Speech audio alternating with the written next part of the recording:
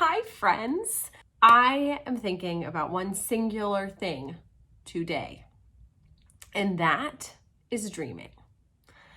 So people say I'm a dreamer. Isn't that the beginning of like a bajillion songs?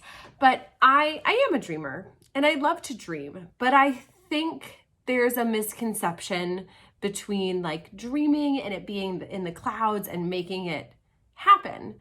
A dream versus a goal, I guess you would say. But one of the things I love about dreaming is it really allows you to full force just believe for even a minute that your greatest, wildest desires can come true. And I think it's important to exercise our minds that way, to give us this space, even if it's like this much space, to really believe that we can make our dreams come true. And I think either because of something someone tells us or because of how we talk to ourselves, we stop dreaming, or we say, yeah, that's a great dream, but it's like a dream, it's never going to happen. And I had a great example of this happen today because I wrote a book. I'm writing a book. I wrote a book. It's being edited. I'm trying to get it published. It's a whole cluster.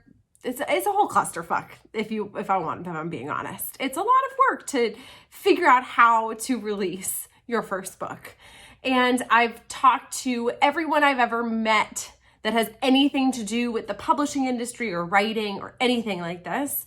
And I've basically been discouraged time and time again, saying, don't even think about submitting to a publisher. Like, you won't get published. Like, you just won't get published. You're a first-time author. Don't even try. And then I've been interviewing publicists because I figured, okay, I'm going to self-publish my own book. That's great. And I'm going to need help marketing it. And so I might as well hire some form of publicist.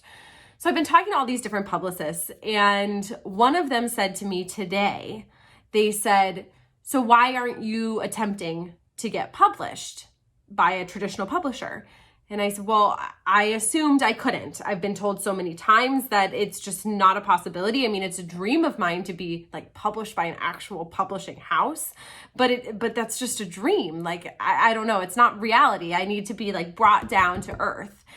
And after a very long conversation with this publicist, she was like very frank with me about the pros and cons of self-publishing versus publishing with a traditional publishing house, which I've had this conversation many times with many different people. But for some reason, it really got me thinking today about how I had completely taken it off the table that I could ever get some kind of traditional publishing deal because of what people had been telling me.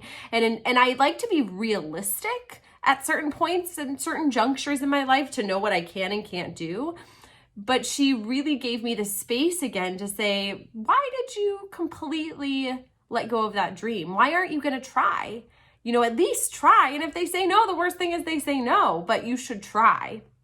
And so it made me think for a while, and I don't have the happy ending to the story of like, oh yeah, now I'm going to be published by a traditional publisher. I hope to have that happy ending for you. Either way, this book will make its way out into the world because I have worked way too hard and way too long, and I believe in it way too much not to have that happen.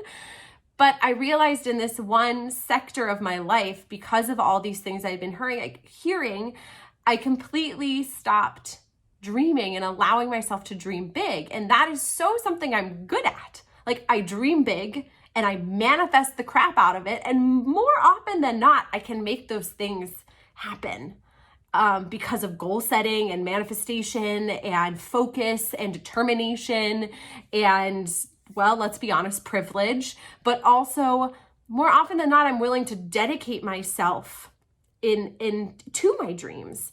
And so I want us to open that space back up. If you've had that space closed for a while that says, you know what, dreams are silly, this dream is not for me, this dream is beyond me, the worst thing that can happen is your energy that you put towards achieving a certain dream will then channel you to something else, will then have you end up in a place you never even knew you could end up. And I think there's really no downside to dreaming, especially if the dreaming is a precursor to goal setting and drive and belief in yourself. Because I am a strong proponent that if you have a lot of belief in yourself, you are going to work hard to make your dreams come true. And so that is what I'm on what's on the Kepi today is belief, dreaming. I'm going to start dreaming big again. Like, what made me stop?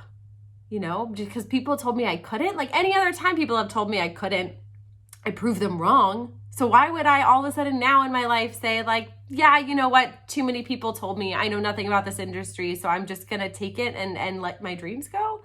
That sounds silly. I should at least exhaust every avenue before I decide to let that dream go, if it's a dream that I find worth pursuing. So these are the thoughts on this day. All right, go have a yummy cup of tea and dream. I'm giving you permission to dream because why not? Just literally, why the hell not? That's all I can say. I love you. Have an excellent dream-filled day. I'll talk to you soon.